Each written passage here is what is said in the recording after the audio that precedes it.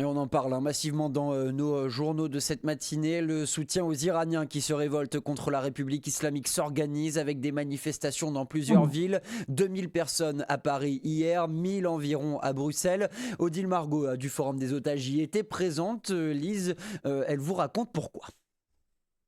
Odile Margot, bonjour. Bonjour Lise, bonjour Blaise. Merci d'être avec nous ce matin sur Radio Judaïka. Alors, il y avait pas mal de monde hier à Bruxelles pour cette manifestation de soutien aux Iraniens qui sont en pleine révolte contre le régime des Mollahs.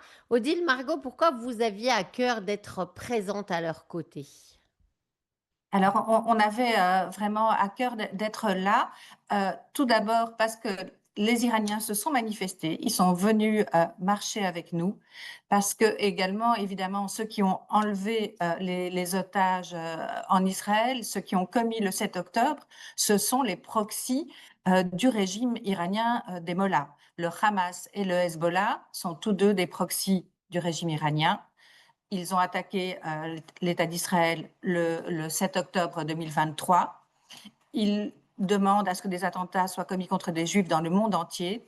Nous avons donc, en tant que juifs, et en tant qu'ayant de la famille en Israël, étant proche évidemment de la population israélienne, nous avons le même ennemi que ces opposants iraniens qui se battent contre ce régime des Mollahs, qui veut la destruction de l'État d'Israël, qui veut tuer des juifs dans le monde. Et donc, il était évident que nous sommes à côté des manifestants iraniens, que nous demandons comme eux un changement de régime en Iran, que ce régime tyrannique, destructeur, qui veut notre mort, doit changer. Et nous sommes évidemment à leur côté. Alors, il y avait tout de même beaucoup de monde pour une ville comme Bruxelles, Odile Margot, c'est plutôt un bon signe. Est-ce qu'il y avait beaucoup de personnes de la communauté juive, justement? Alors, les organisateurs ont dit qu'il y avait entre 1000 et 1200 personnes à la manifestation. Les médias ont rapporté 700 personnes. Et moi, je pense avoir identifié environ 80, peut-être maximum 100 personnes de la communauté, ce qui est beaucoup. C'était vraiment les mêmes personnes qui marchaient et qui ont tenu à venir. Voilà, on avait mis un petit message sur notre groupe WhatsApp des marcheurs. Et ils se sont déplacés en nombre malgré le froid, parce que quand même, si vous avez des auditeurs qui ne sont pas à Bruxelles, il y avait de la neige encore au sol, de la glace au sol, et on était là en nombre. Alors, ce qui est important à comprendre, Odile, c'est que avant la République islamique, les Juifs et les Iraniens, les Israéliens et les Iraniens n'avaient aucun problème. C'était des bons partenaires. Il y avait beaucoup d'Israéliens qui habitaient en Iran. Il y avait une communauté juive qui était florissante. Et en fait, depuis la République islamique, on a un peu oublié que ça n'a donc pas toujours été les ennemis ni d'Israël ni des Juifs. En tout cas, hier, on n'était pas des ennemis. Ils nous ont tous remerciés. Ils étaient touchés. Vraiment, ils avaient les larmes aux yeux de nous voir là. Ah, mais moi, je suis pas du tout surprise, Odile, mais je sais que souvent, on me pose la question à moi, qui suis aussi israélienne, en me disant, ah bon, mais vous connaissez des Iraniens, vous êtes amis avec des Iraniens, mais comment c'est possible? Ben oui, Oui, en fait, on est amis oui, avec des Iraniens parce que on aime le peuple iranien. Ce qu'on n'aime pas, c'est la exactement. République islamique d'Iran. C'est une grosse différence. Et c'est exactement ça, et c'est exactement ce qui ressortait hier. Voilà, eux-mêmes brandissaient des drapeaux israéliens, ce que les gens de la communauté n'avaient pas amené. Nous, on avait plutôt amené des drapeaux belges parce qu'on voulait montrer que les Belges juifs soutenaient justement ce mouvement, et eux avaient des drapeaux israéliens. Alors, les Belges juifs peut-être, mais les Belges tout court, pas tant que ça quand même, Odile Margot, parce que Une catastrophe. notamment dans les médias belges, comme dans plusieurs autres médias d'Europe, il faut être honnête, on parle pas tellement des manifestations en Iran, alors que finalement, c'est tout de même très important. C'était vraiment, hier, c'était scandaleux parce que plusieurs d'entre nous, on a regardé le journal de la RTB, ce qu'on fait plus depuis longtemps. Et en fait, pas un titre n'a parlé ni de ce qui se passait en Iran même, ni de la manifestation qui avait lieu à Bruxelles, alors qu'ils parlent généralement, surtout le dimanche, des manifestations qu'il y a eu le week-end. Une chaîne comme BX1 ne dit pas un mot de ce qui s'est passé à Bruxelles, alors que d'habitude, eux parlent aussi de la moindre petite manifestation à 50, à 80 personnes. Donc voilà, si nous, on avait l'habitude qu'on ne parle pas de nos manifestations, les Iraniens, le soir, envoyaient des messages, mais comment est-ce possible? C'était vraiment scandaleux qu'il n'y ait eu aucun mot sur cette manifestation. Je crois que tard dans la soirée, la Libre Belgique et la DH ont mis un petit mot, voilà, en reprenant les chiffres de la police et quelques phrases, mais pas la parole de ces manifestants. Elle n'a pas été transmise.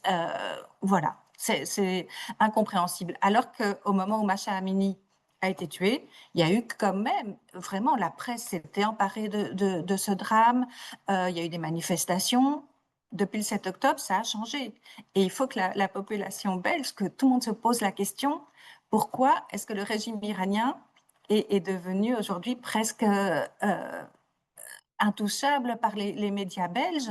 Qu'est-ce qui se passe? Est-ce que l'enjeu est plus important, leur soutien aux Palestiniens, au Hamas, au Hezbollah, enfin, je dis Palestiniens, mais c'est Hamas et Hezbollah, est plus important que les manifestants, que la population iranienne qui souffre? C'est détestable et c'est scandaleux, et nous, il faut qu'on en parle, et voilà.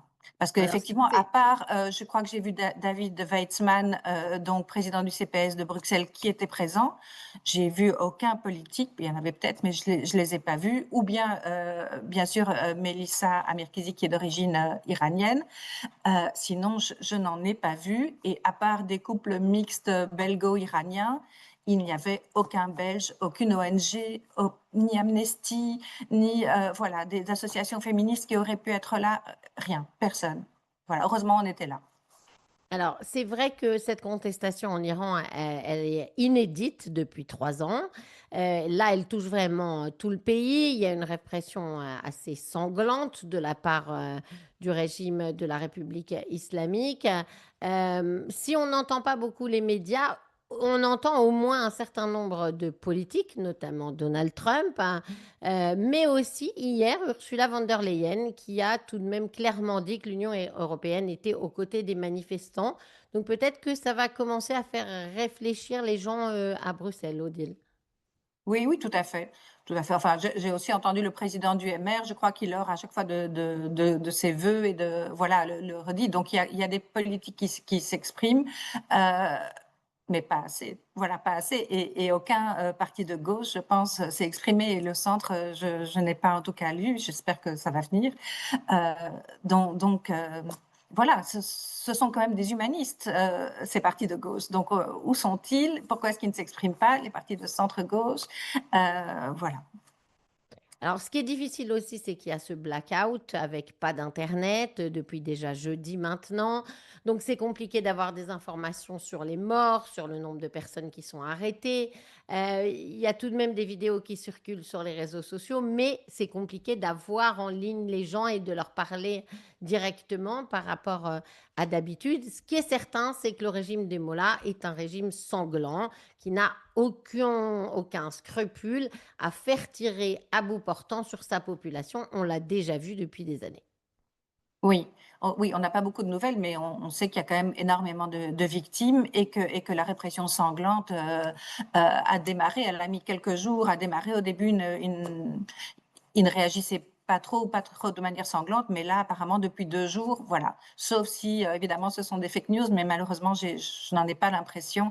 Il y a énormément de victimes, et donc il ne faudrait pas que ça dure trop longtemps, et on espère que la population va avoir les ressources pour se débarrasser du régime sans trop attendre, parce qu'il y a eu quand même d'autres soulèvements en 2018, et à chaque fois, ça a été finalement réprimé, et le régime a repris le dessus. Donc, on espère que ça ne va pas durer trop longtemps, et qu'il va y avoir un basculement qu'on attend maintenant, voilà, depuis quelques jours. Et Alors, aussi les il faut réseaux dire, on n'a sociaux. pas dit, Odile, aussi que le Premier ministre Bart De Wever avait également Oui, exprimé son support au peuple iranien, son soutien au peuple iranien, et il a mis un post sur X pour dire que les courageux Iraniens se battaient contre la liberté après des années de répression et de problèmes économiques, et qu'ils méritaient tout le soutien de la Belgique. Donc, très clair sur ce point, Bart De Wever, qui a fait un post à la fois en anglais et en farsi sur le réseau social X. Oui. Et pour revenir au rassemblement, c'était vraiment un rassemblement joyeux, c'était des chants, c'était des cris, il y avait une ambiance vraiment incroyable. On ne s'est pas du tout senti menacé ou en difficulté, on s'est senti accueillis, inclus. Bon, un de vos chroniqueurs a dit c'était un peu comme à la synagogue, on comprenait rien au chant, mais on chantait avec eux. Donc voilà, on était vraiment, donc si vos auditeurs, s'il y a d'autres rassemblements, il faut pas hésiter à venir les soutenir. C'est important pour eux, c'est important pour nous et on se sent plus grand après y avoir été. Effectivement, puisqu'on rappelle que ces manifestations contre la République islamique d'Iran sont pour la liberté du peuple iranien, pour la démocratie et pour le changement dans leur propre pays. Donc, on souhaite effectivement que ça arrive. Et on va continuer de parler de cette question qui est très importante pour la région dans la question du jour, puisqu'on vous demandait est-ce qu'Israël devait aider le peuple iranien à faire tomber le régime.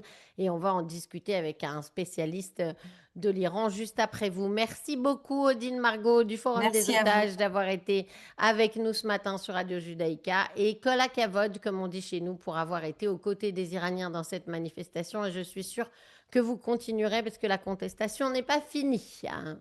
Bonne journée à tous. À très vite. À bientôt.